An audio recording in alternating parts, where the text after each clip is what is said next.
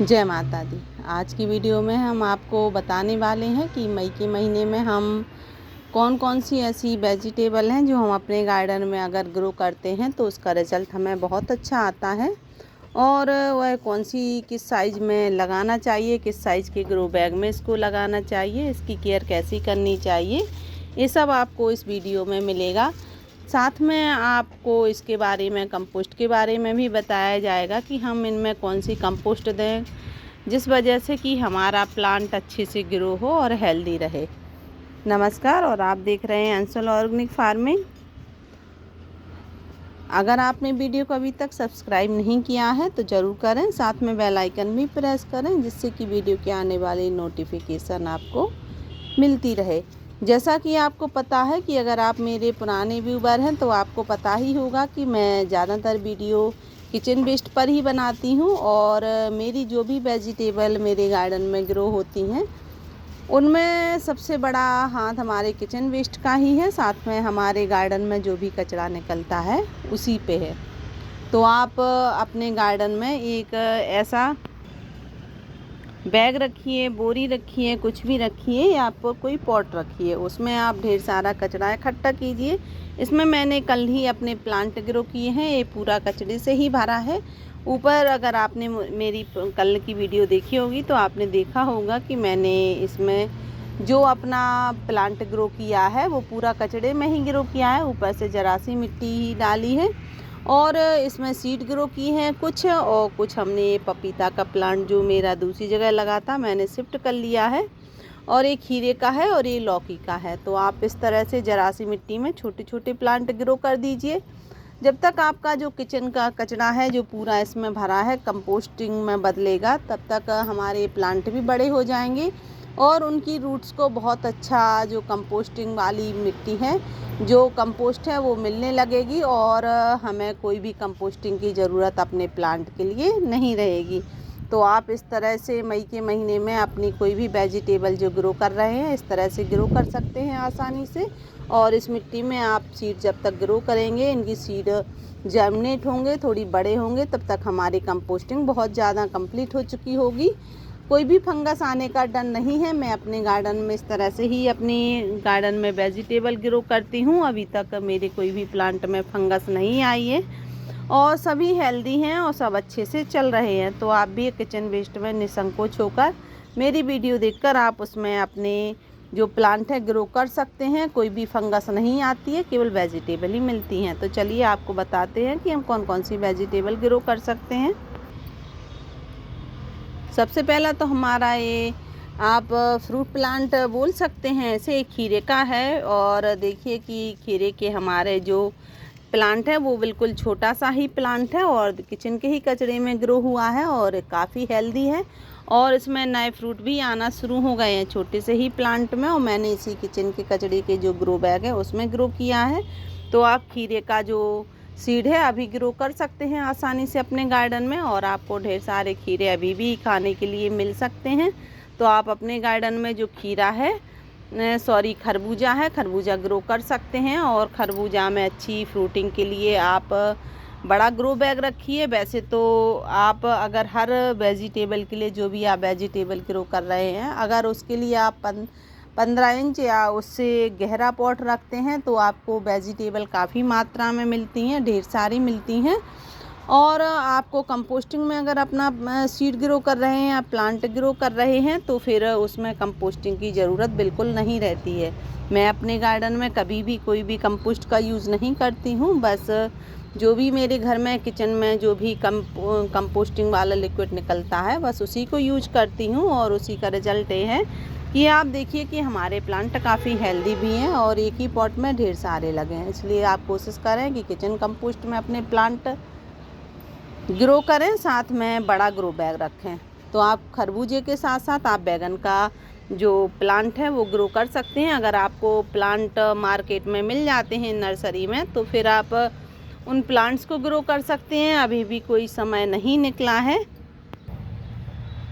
आप देखिए कि मैंने इधर बैगन के कुछ सीड ग्रो किए थे, कुछ डाले थे सीड, और देखिए जर्मिनेट हो चुके हैं, कुछ मिर्ची के हैं। तो आप इस समय बैगन और मिर्ची के सीड आप अपने गार्डन में ग्रो कर सकते हैं, आसानी से ग्रो हो जाएंगे। और इसमें ढेर सारी फ्रूटिंग के लिए आप बस किचन कंपोस्ट का ही यूज़ करना है। तो आप अपने घर में जो बैगन हैं और उनके सीड अभी ग्रो कर लीजिए, और अगर प्लांट मिल जाते हैं तो फिर कोई बात ही नहीं है। आप देखिए इस तरह से, और इसमें फ्रूटिंग अभी स्टार्ट हो गई है। और आप चाहें तो आप हर महीने 2-3 अपने प्लांट हैं जो बैगन के हैं वो ग्रो कर सकते हैं।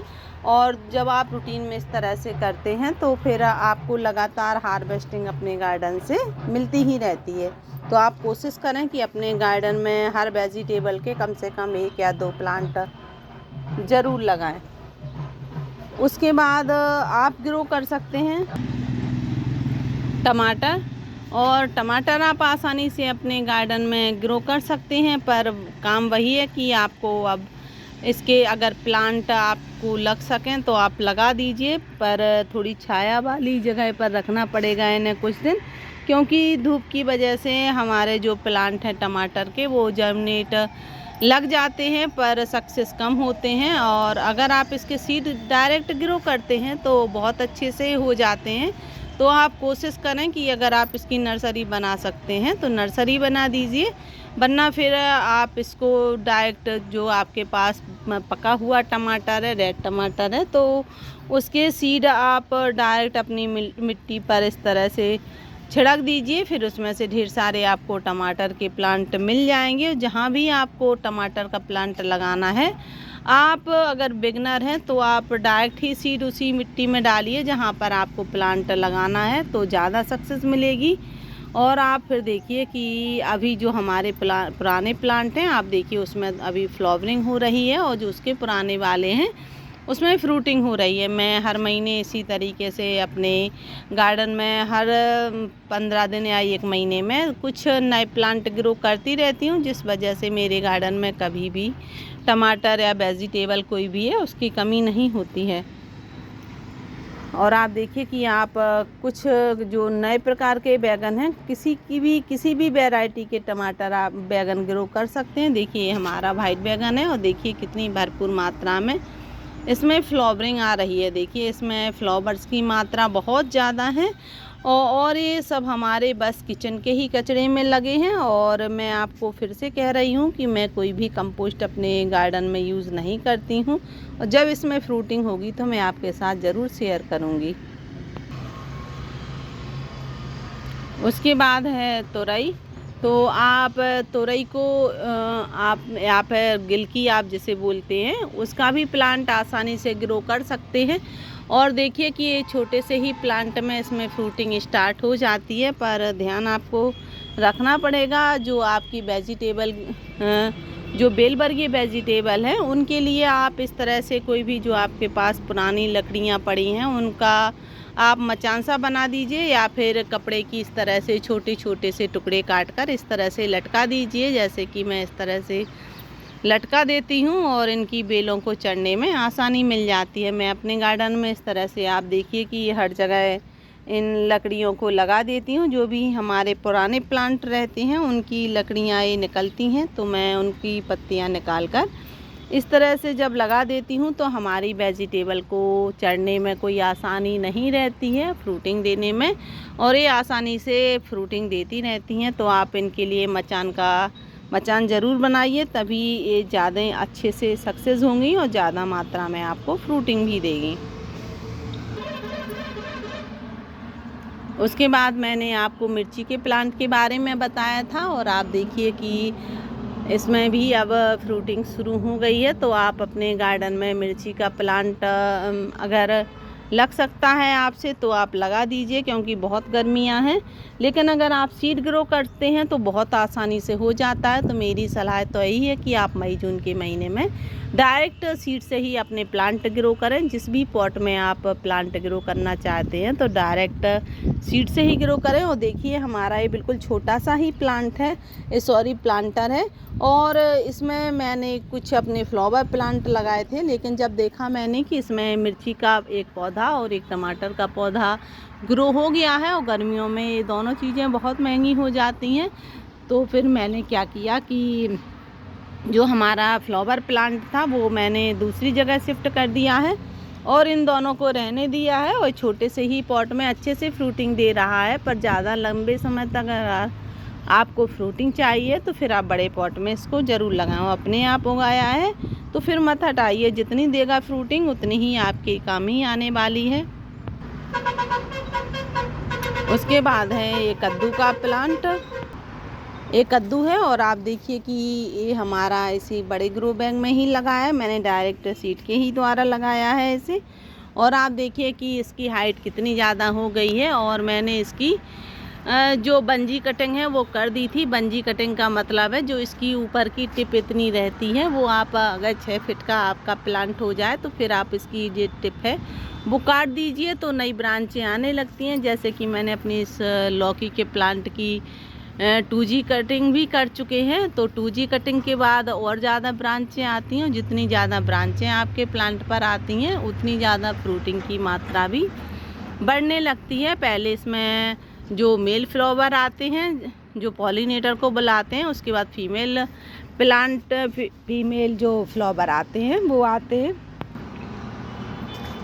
फिर उसमें फ्रूटिंग देर में होती है। पीछे उसकी पहचान नहीं होती है। जब मेरे में इसमें फ्रूट आएंगे तो मैं आपके साथ ज़रूर शेयर करूँगी कि जो मेल फ्लावर होता है वो कैसा होता है, फीमेल वाला कैसा होता है। पर आपको बताने के लिए थोड़ा हम बता सकते हैं कि जो मेल फ्लावर रहता है वो केवल फ्लावर ही रहता है अकेला, और जो फीमेल फ्लावर रहता है उसमें पीछे एक फ्रूट लगा रहता है, उसे हम फीमेल फ्लावर बोलते हैं। तो आप इस मौसम में कद्दू ग्रो कर सकते हैं और लौकी भी ग्रो कर सकते हैं आसानी से। हमारा लौकी का प्लांट है और कद्दू लौकी के प्लांट में बस देखिए इस तरह से इसमें वाइट वाइट सी लाइनें रहती हैं। ये कद्दू का प्लांट होता है और ये लौकी का रहता है, इसमें वाइट लाइनें नहीं रहती हैं। ये बिल्कुल चिकना सा रहता है वेलवेट जैसा, और इसका आप देखेंगे तो हल्का सा थोड़ी कांटे कांटे से रहते हैं कद्दू वाले में, बस पहचान नहीं रहती है और थोड़ा वाइट वाइट सा रहता है। पत्ते लगभग एक ही साइज के होते हैं। तो आप कद्दू और लौकी अपने गार्डन में इस समय ग्रो कर सकते हैं। अब है हमारा एक ककड़ी का, जो लॉन्ग वाली ककड़ी रहती है वो है, और इससे मैं लगभग हर 1-2 जो ककड़ियाँ हैं वो हार्वेस्ट करती रहती हूँ, जो कि मैं भी हार्वेस्ट कर चुकी हूँ। और जब मुझे सलाद की ज़रूरत रहती है तो मैं हार्वेस्ट कर ले जाती हूँ। वीडियो नहीं बना पाती उस हार्वेस्टिंग की, लेकिन अभी आप देखिए कि इसमें फ्रूट 1 से 8 फिर से हो गया है। और कुछ फ्रूट इधर भी लगे हैं, आप देखिए इधर लगे हैं इस तरह से। और इन फ्रूट की साइज़ 2 दिन की ही अंदर बहुत ज़्यादा हो जाएगी। मैं अपना एक फ्रूट बता रही हूँ जो मैंने सीड के लिए छोड़ा है, वो बहुत ज़्यादा बड़ा है। आप देखेंगे तो आप विश्वास ही नहीं करेंगे कि आपने इतना बड़ा फ्रूट ककड़ी का देखा होगा। बहुत बड़ा फ्रूट है, पर मैंने उसे सीड के लिए छोड़ा है क्योंकि पिछली बार जब मैंने इसके ककड़ी के जो सीड मंगाए थे वो काफ़ी महंगे आए थे। तो मैंने सोच रखा था कि इस बार मैं घर पर ही अपने ककड़ी के सीड बनाऊंगी, जिस वजह से कि मुझे आगे चलकर कोई भी परेशानी ना हो। उसके बाद आप देखिए कि इसमें करेले का प्लांट लगा है। तो आप मई के महीने में करेला भी आसानी से ग्रो कर सकते हैं, और करेला बहुत अच्छे से इस मंथ में ग्रो हो जाता है। और ये आपको बहुत ज़्यादा फ्रूटिंग देने के लिए आपको वही करना है कि आपको इसको बड़े ग्रो बैग में शिफ्ट करना पड़ेगा। इस तरह से इसको किसी रस्सी का सहारा या मचान बनाना पड़ेगा। आप देखिए कि हमारे करेला का जो प्लांट है उसमें फ्लावरिंग स्टार्ट हो गई है। देखिए फ्लावर्स आने लगे हैं, मेल वाले फ्लावर हैं। अभी फीमेल फ्लावर स्टार्ट इसमें आना शुरू नहीं हुए हैं। जब ये खिल जाते हैं, कुछ मेल फ्लावर हमारे गार्डन में खिल जाते हैं, उसके बाद ही कुछ फीमेल फ्लावर बाद में स्टार्ट होते हैं, क्योंकि ये पॉलिनेटर को बुलाने में मदद करते हैं। तो आप कद्दू का भी प्लांट आसानी से इस मंथ में ग्रो कर सकते हैं। अब हम इसकी केयर आपको बताते हैं। साथ में एक वेजिटेबल और है जो कि आप अपने गार्डन में ग्रो कर सकते हैं, वो है ये बरबटी, लॉन्ग बीन बोलते हैं। लॉन्ग बीन है, ये लॉन्ग बीन का प्लांट है और लॉन्ग बीन आसानी से जर्मिनेट हो जाता है। देखिए हमारा ये प्लांट इतना बड़ा हो गया है तो मैंने इसके साथ एक सीड और ग्रो कर दिया था। देखिए ये छोटा सा प्लांट है और ये भी अब ग्रो होता रहेगा। मैं इस तरह से रुक रुक कर अपने गार्डन में सीड ग्रो करती रहती हूँ, जिस वजह से कोई परेशानी नहीं होती है। तो आप लॉन्ग बीन जो है वो अपने गार्डन में ग्रो कर सकते हैं। इसकी केयर क्या करना है कि हर 8 दिन में आपके घर में जो भी किचन का कचरा निकलता है आपके गार्डन में, और जो भी लिक्विड कंपोस्ट आपके घर में निकलता है, उसका यूज अपने गार्डन में ज़रूर कीजिए, अपने प्लांट्स पर। और कोई भी आप अगर छत पर गार्डनिंग कर रहे हैं, ऑर्गेनिक गार्डनिंग कर रहे हैं, तो निश्चित रूप से आप केमिकल का यूज़ नहीं करते होंगे। मेरे गार्डन में कोई भी केमिकल का यूज़ नहीं होता है और उससे प्लांट हेल्दी भी रहते हैं। ऐसा नहीं है कि इन प्लांट्स को बीमारी आती हैं, बिल्कुल नहीं आती हैं, क्योंकि ये हमारी मिट्टी बहुत ज़्यादा अब ताकतवर हो गई है, पूरी किचन कंपोस्ट में ही बनी है। तो आप किचन कंपोस्ट की मिट्टी को इस तरह से तैयार कर सकते हैं। और आप देखिए मिट्टी की शक्ल ले लेती है पूरी किचन का जो कचरा रहता है। और जो मैंने ककड़ी आपको बताई थी, आप देखिए कि कितनी बड़ी है। आप देखिए कितनी बड़ी साइज की ककड़ी है ये, आप देखिए बहुत बड़ी साइज की ककड़ी है ये। और इसमें बहुत सारे अब सीड बनने वाले हैं। बस मैंने इसको छोड़ रखा है अपने गार्डन में कि ये पक जाएगी तो फिर मैं इसकी सीड इकट्ठे कर लूँगी। आशा है कि आपको वीडियो अच्छी लगी होगी। अगर वीडियो अच्छी लगी है तो वीडियो को लाइक शेयर एंड सब्सक्राइब करें। Thank you.